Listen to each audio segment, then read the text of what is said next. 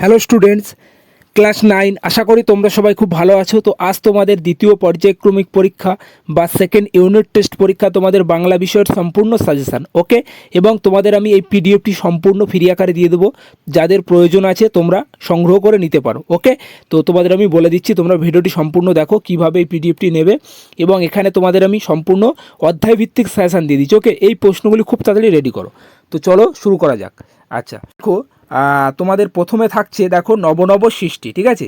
এখান থেকে তোমাদের বড় প্রশ্ন অর্থাৎ 5 নম্বরের জন্য মাত্র 3টে প্রশ্ন দিয়েছি, ঠিক আছে। এই 3টি প্রশ্ন কভার করো, আশা করি এখান থেকে কমন পাবে। এবং শর্ট প্রশ্নের জন্য তোমরা পাঠ্য বইটি ভালোভাবে খুঁটিয়ে পড়বে, ওকে। আচ্ছা, তো দেখো এখানে দেখো একটি প্রশ্ন দেওয়া আছে যে ধর্ম বদলালে জাতির চরিত্র বদলায় না, ঠিক আছে। এই লাইনটি দিয়ে তোমাদের কোনো না কোনো স্কুলে প্রশ্ন আসবেই আসবে, এটুকু শিওর বলে দিলাম, ওকে। কোনো না কোনো স্কুলে 5 নম্বরে দেবেই দেবে, ওকে। তো তোমরা একটু খুব ভালোভাবে দেখে নাও। এবং তোমাদের যাদের স্কুলে একটু কঠিন প্রশ্ন হয়, তোমরা এই প্রশ্নগুলি এবং তার সঙ্গে তোমাদের পাঠ্য বইটি খুব ভালোভাবে লাইনগুলি তোমরা পড়ে রাখবে, ঠিক আছে, যে প্রত্যেকটি লাইনের মানে কি বলতে চাইছে, বোঝা গেল। আচ্ছা, তো তারপরে দেখো দ্বিতীয় কোশ্চেন, বট কোশ্চেন দেখে নাও। এই প্রশ্নটি খুব ইম্পর্টেন্ট, মোস্ট ইম্পর্টেন্ট বলে দিলাম। তো তারপরে দ্বিতীয় কোশ্চেন থাকছে দেখো রচনা ভাষার ওপর, ভাষার বিষয়বস্তুর ওপর নির্ভর করে না, ওকে। আচ্ছা, এই প্রশ্নটিও এবং আরেকটি শেষ প্রশ্ন থাকছে, দেখে নাও বিদেশি শব্দ নেওয়া ভালো কি মন্দ সে প্রশ্ন অবান্তর, ঠিক আছে। এই প্রশ্নটিও খুবই ইম্পর্টেন্ট কোশ্চেন, বোঝা গেল। আচ্ছা, পরবর্তী থাকছে দেখো তোমার মাঝারি কোশ্চেন অর্থাৎ 3 নম্বরের প্রশ্ন, দেখো সংস্কৃত ভাষা আত্মনির্ভরশীল, ঠিক আছে। এই প্রশ্নটি মোস্ট ইম্পর্টেন্ট, ওকে। এবছরের জন্য খুবই গুরুত্বপূর্ণ, কোনো না কোনো স্কুলে আসবে, বোঝা গেল। আচ্ছা, তারপরে আরেকটি কোশ্চেন দেখবে তোমার 3 নম্বরের জন্য, যে বর্তমান যুগে ইংরেজি নয় কে কেন এমন মন্তব্য করেছেন, সুতরাং ইংরেজি চর্চা বন্ধ করার সময় এখনও আসেনি, কোন প্রসঙ্গে বক্তা উক্তিটি করেছেন, বোঝা গেল। তো তোমরা নব সৃষ্টি, তো এই প্রবন্ধ থেকে এই প্রশ্নগুলি খুব তাড়াতাড়ি রেডি করো, ওকে। এবং তোমাদের কিছু শর্ট কোশ্চেনও দেওয়া আছে ইম্পর্টেন্ট, তোমরা একটু দেখতে থাকো, ওকে। আচ্ছা, তো দেখে নাও। এবং যে প্রশ্নগুলি স্টার দেওয়া আছে সেগুলি তোমরা অবশ্যই খুব গুরুত্ব সহকারে তোমরা সেগুলি উত্তরগুলি মুখস্থ করবে, ওকে। আচ্ছা, তো এই পিডিএফটি তোমাদের আমি সম্পূর্ণ ফ্রি আকারে দিয়ে দেবো, ওকে। তো তোমরা একটু ভিডিওটি সম্পূর্ণ দেখতে থাকো এবং কোথা থেকে ভিডিওটি তোমরা সংগ্রহ করবে আমি বলে দিচ্ছি, ওকে। আচ্ছা,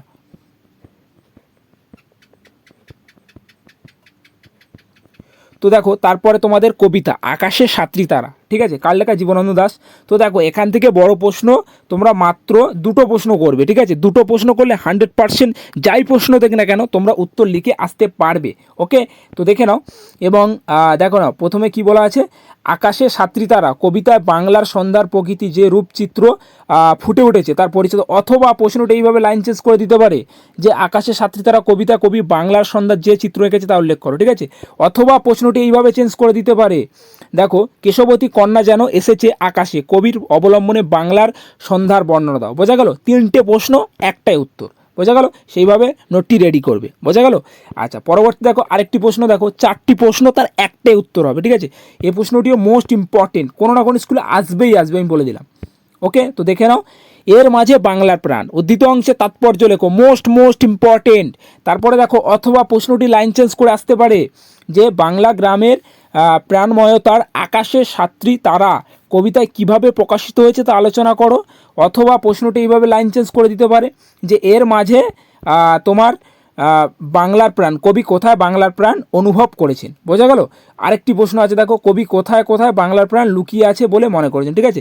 তো একটাই প্রশ্ন তোমরা 4টে প্রশ্ন তার একটাই উত্তর হবে, বোঝা গেল। তো মাত্র এই 2টি প্রশ্ন এখান থেকে 5 নম্বরের জন্য রেডি করবে। আচ্ছা, তো তারপরে দেখো মাঝারি প্রশ্ন অর্থাৎ 3 নম্বরের জন্য যে প্রশ্নগুলি তোমরা দেখবে, দেখো পৃথিবীর কোনো পথ এ কন্যারে দেখেনি কো, ঠিক আছে, কন্যা কে দেখেনি তার রূপের বর্ণনা দাও, বোঝা গেল। আচ্ছা, এই প্রশ্নটি মোস্ট ইম্পর্টেন্ট।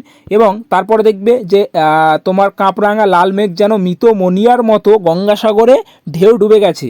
আচ্ছা, পরবর্তী প্রশ্ন দেখো 3 নম্বরের প্রশ্ন, আকাশে সাতটি তারা কবিতা সন্ধ্যার যে বিভিন্ন গন্ধের প্রসঙ্গ এসেছে তা পরিচয় দাও, বোঝা গেল। অথবা জানি না এই এত স্নিগ্ধ গন্ধ ঝড়ের রূপসী চুলের বিন্যাসে, বোঝা গেল। আচ্ছা, তো এই প্রশ্নগুলি তোমরা রেডি করবে বট প্রশ্নের জন্য। এবং তোমাদের অতি সংক্ষিপ্ত বা শর্ট প্রশ্ন দেখো ইম্পর্টেন্ট দেওয়া আছে, ওকে। তোমরা একটু দেখতে থাকো জাস্ট।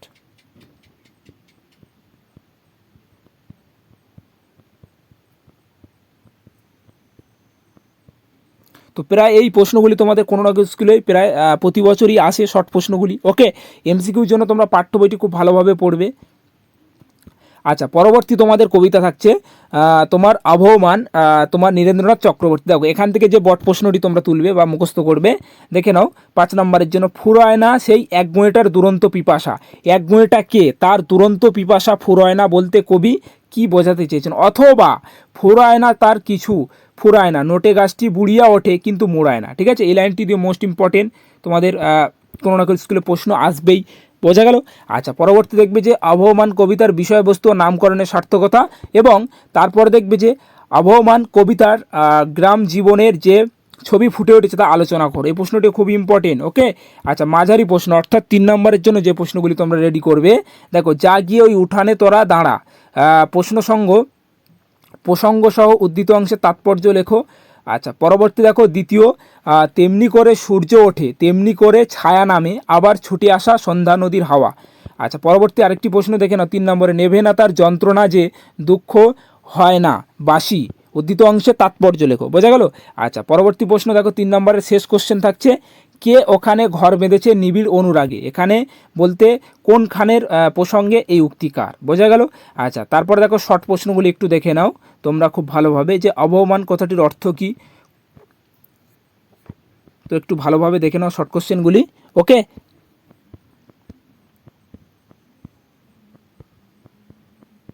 আচ্ছা, পরবর্তী দেখো রাধারানী। তো এখান থেকে তোমাদের এই রাধারানী থেকে প্রশ্ন আসবেই আসবে, তোমাদের কোনো না কোনো স্কুলে দেবেই দেবে। বোঝা গেল? তো এইটা রাধারানী গল্পটি তোমরা খুব ভালোভাবে পড়ে যেও। ওকে, দেখে নাও একটু ইম্পর্টেন্ট কোশ্চেনগুলি। দেখো 5 নম্বরের জন্য বড় প্রশ্ন, যে অগাত্য রাধারানী কাঁদিতে কাঁদিতে ফিরিল, রাধারানীকে সে কোথায় কি উদ্দেশ্যে গিয়েছিল?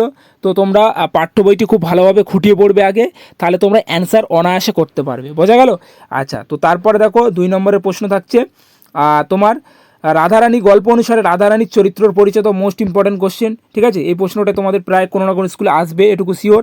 তো তারপরে দেখো, আমরা ভিখারি হইয়াছি দান গ্রহণ করিয়া খরচ করি।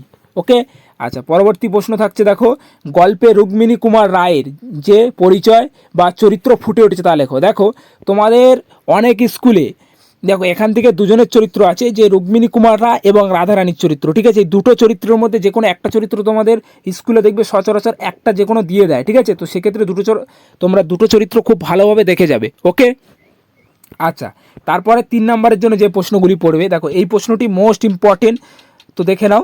যে সরি, এটা তোমার এখানে তাহার হবে। ঠিক আছে, এখানে একটু মিস্টেক আছে লেখা, তাহারা দরিদ্র কিন্তু লোভী নয়। ঠিক আছে, উদ্ধৃত অংশে তাৎপর্য ব্যাখ্যা করো। খুব ইম্পর্টেন্ট কোশ্চেন। ওকে, 3 নম্বরের জন্য। আচ্ছা, পরবর্তী প্রশ্ন থাকছে, তার নাম নোটে লেখা আছে, সে কে, কিভাবে সে সাহায্য করেছিল। আচ্ছা, পরবর্তী প্রশ্ন থাকছে, রাধারানীর বিবাহ দিতে পারিল না, প্রসঙ্গসহ তাৎপর্য লেখো। আচ্ছা, পরবর্তী প্রশ্ন থাকছে, মোকদ্দমাটি বিধবা হাইকোর্টে হারিল, তাদের মধ্যে মোকদ্দমাটি হারার পর বিধবা কি করেন। ঠিক আছে, এই হারে তাদের জীবনের কিভাবে দৈনন্দিন দশা নিয়ে এসেছিল। বোঝা গেল? আচ্ছা, পরবর্তী দেখো শর্ট কোশ্চেন ইম্পর্টেন্ট, তো দেখে নাও একটু খুব ভালোভাবে।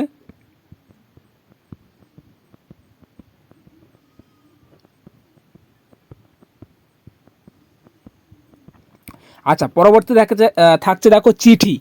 তো দেখে নাও এখান থেকে বট প্রশ্ন তোমরা দেখবে, যে স্বামী বিবেকানন্দ তার চিঠিতে তোমার ভারতবর্ষ সম্পর্কে কোন কোন বিষয়গুলি মিস নোবেলকে লিখেছিলেন। বোঝা গেল? তো এটি 5 নম্বরের জন্য পড়বে। এবং তারপরে আরেকটি কোশ্চেন দেখে নাও, যে পুরুষের চেয়ে নারী একজন প্রকৃত সিংহী প্রয়োজন কেন, প্রকৃতি সিংহী প্রয়োজন, সেই প্রকৃতি সিংহীর প্রয়োজন দাও। মোস্ট ইম্পর্টেন্ট কোশ্চেন এই প্রশ্নটি 5 নম্বরের জন্য। এবং পরবর্তী প্রশ্ন থাকছে 5 নম্বরের লাস্ট কোশ্চেন, 3টি কোশ্চেন পড়বে তোমরা। মরদ কি বাত হাতিকে দাঁত। ঠিক আছে, এই আমার প্রতিজ্ঞা বক্তাকে, খুব ইম্পর্টেন্ট কোশ্চেন, ভাইটাল কোশ্চেন, কিন্তু খুবই গুরুত্বপূর্ণ। ওকে, কাকে কোন প্রসঙ্গে এই উক্তিটি করেছেন, এই প্রশ্নটি মোস্ট ইম্পর্টেন্ট। এবং পরবর্তী প্রশ্ন থাকছে মাঝারি প্রশ্ন, অর্থাৎ 3 নম্বরের জন্য যে প্রশ্নগুলি তোমরা দেখবে, তুমি নিজেকে অর্ধ উলঙ্গ অসংখ্য নরনারীতে পরিবেষ্টিত দেখতে পাবে, উক্তিটির তাৎপর্য আলোচনা করো। ওকে, এই প্রশ্নটি খুবই ইম্পর্টেন্ট। আচ্ছা, তারপর আরেকটি প্রশ্ন দেখবে 3 নম্বরের জন্য, কিন্তু বিঘ্ন আছে বহু লেখক কোন বিঘ্নের কথা বলেছেন? এবং প্রশ্নটি এইভাবে লাইন চেঞ্জ করে দিতে পারে যে বিঘ্ন আছে, বহু আছে, নোবেল ভারতবর্ষে এলে কোন কোন বাধা বা বিধির বিভিন্ন মুখোমুখি হতে পারে তা স্বামীজি জানিয়েছিলেন। আচ্ছা, লাস্ট কোশ্চেন তোমরা দেখবে 3 নম্বরের, চিঠি প্রবন্ধের মধ্যে দিয়ে স্বামীজির চরিত্র যে দিকগুলি ফুটে উঠেছে তা আলোচনা করো। ওকে, তো এই ছিল তোমাদের 3 নম্বরের প্রশ্ন। এবং শর্ট কোশ্চেনের জন্য তোমরা দেখে নাও যে প্রশ্নগুলি তোমরা একটু খুব ভালোভাবে দেখবে, অতি সংক্ষিপ্ত। ওকে, আচ্ছা, তো এই ছিল তোমাদের তোমার বাংলা সম্পূর্ণ সাজেশান। ওকে, এবং পরবর্তী তোমাদের প্রফেসর শঙ্কুর ডায়েরি এবং তোমাদের যে ব্যাকরণের যে প্রশ্নগুলি আছে সেগুলি আমি পরে সাজেশানে খুব শীঘ্রই আপলোড করে দেবো। ওকে, এবং তোমরা যারা এই পিডিএফটি সম্পূর্ণ ফ্রি আকারে তোমরা নিতে চাও, তোমরা টেলিগ্রাম চ্যানেলে গিয়ে সেখানে জয়েন করো। সেখানে আমি তোমাদের ফ্রি আকারে তোমার পিডিএফটি তোমাদেরকে দিয়ে দেবো যাদের প্রয়োজন আছে। ওকে, তো তোমরা অবশ্যই টেলিগ্রাম চ্যানেলে জয়েন্ট হয়ে যাও, সেখান থেকে তোমাদের পিডিএফটি তোমরা ডাউনলোড করে নেবে। ওকে, ভিডিওটি সম্পূর্ণ দেখার জন্য অসংখ্য ধন্যবাদ।